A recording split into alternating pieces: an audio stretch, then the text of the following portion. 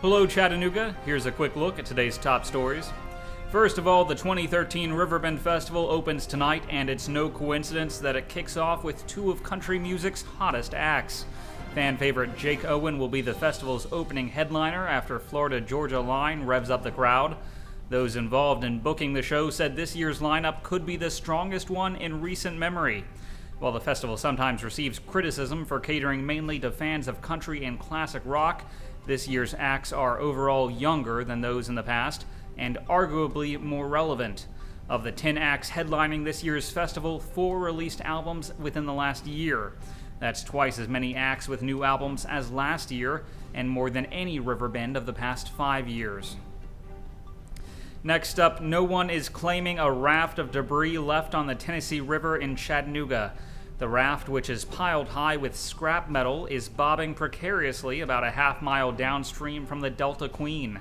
Pontoon boat owner Davis Joyner said he believes the raft came from Alan Casey's rundown barge across from the aquarium. But Casey said the raft could have come from somewhere else along the river.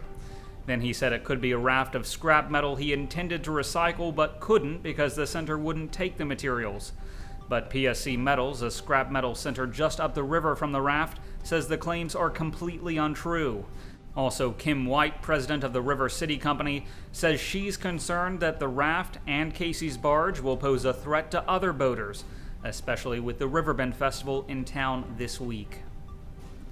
Local U.S. senators are reacting with outrage to reports that the National Security Agency confiscates millions of Verizon phone records every day.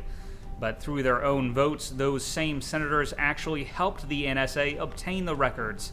Several lawmakers appear to be caught off guard at the connection. Johnny Isaacson says he never intentionally voted for a bill that would allow the government to review every phone call of every citizen of the country.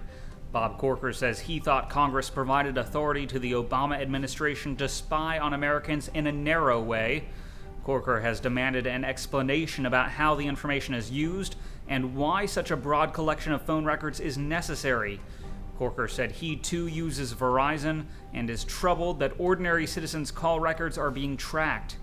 Lamar Alexander, Saxby Chambliss, Corker, and Isaacson all voted in 2011 to review the law that the Obama administration is using to collect phone records.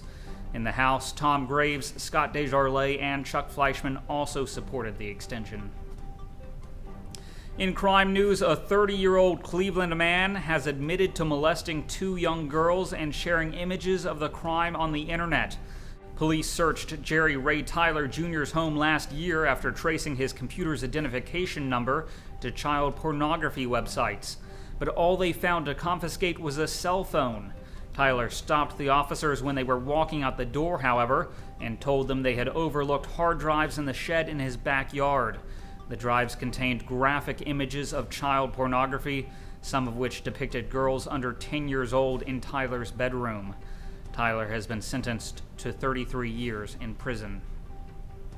And a man sought by police after another man was pushed into oncoming traffic and killed has been arrested by authorities. Stephen Lamount Williams has been charged with criminal homicide in the death of 58-year-old Stephen Cran. Witnesses told police the suspect apparently attacked the victim without being provoked. In Dalton, people are preparing for the end of the world. The Preppers Trade Show is happening today and Saturday at the Northwest Georgia Trade and Convention Center. People can come to the expo not only to learn about surviving an apocalypse, but also about providing for themselves in a sustainable way. In sports news, new UTC women's basketball coach Jim Foster will be inducted into the Women's College Basketball Hall of Fame on Saturday. Foster's college teams have achieved 783 wins for him, reached the NCAA tournament in 26 of the last 29 seasons, and he says he's not done yet. Finally, thousands of people attended the Hot Rod Power Tour at Chattanooga State on Thursday. Take a look. We have brought the world's largest traveling car show to Chattanooga. It's a traveling car show, 7 cities, 7 days. So 6 days ago, we started in Arlington, Texas. We're headed to Charlotte, North Carolina. It is definitely a car lover's paradise. There's nothing more American than hot rods. You've got everything from classics, muscle, to late model cars. Everything is pushing big horsepower, so everybody loves that. And it's just really neat to see, you know, those things that you don't get to see every day.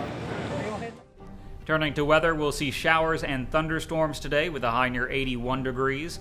The low tonight will be around 62. I'm Harrison Keeley. For more on these stories and updates throughout the day, follow us on Facebook and visit timesfreepress.com.